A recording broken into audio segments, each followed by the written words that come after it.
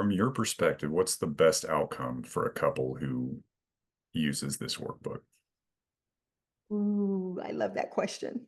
So, the best outcome is for them to go through all of the chapters, for them to answer all of the questions honestly, for them to discuss the information, for them to be okay with the things that are not deal breakers, but maybe just some things that they disagree on. And they agree to disagree, knowing that they can move forward and still be happy and not try to change one another.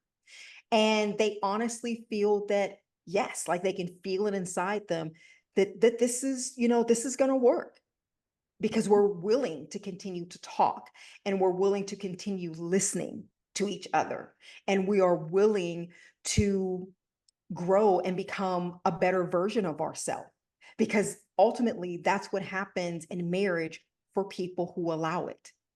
If you're Mhm. willing to do the work, if you love yourself and your partner enough, you will continue to dig deep and you will continue to move forward. So I would say, that's the perfect scenario. And they will, of course, run off and get married.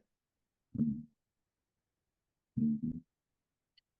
And I suppose whether a couple decides they're made for each other or not, Mhm.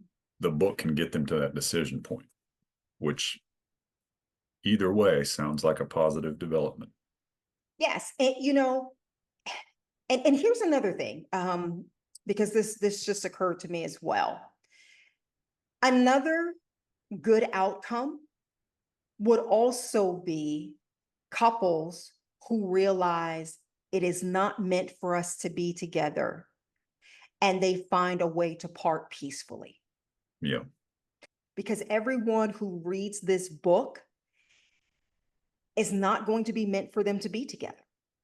Yeah. And I know that's hard for people to hear, but it's just not.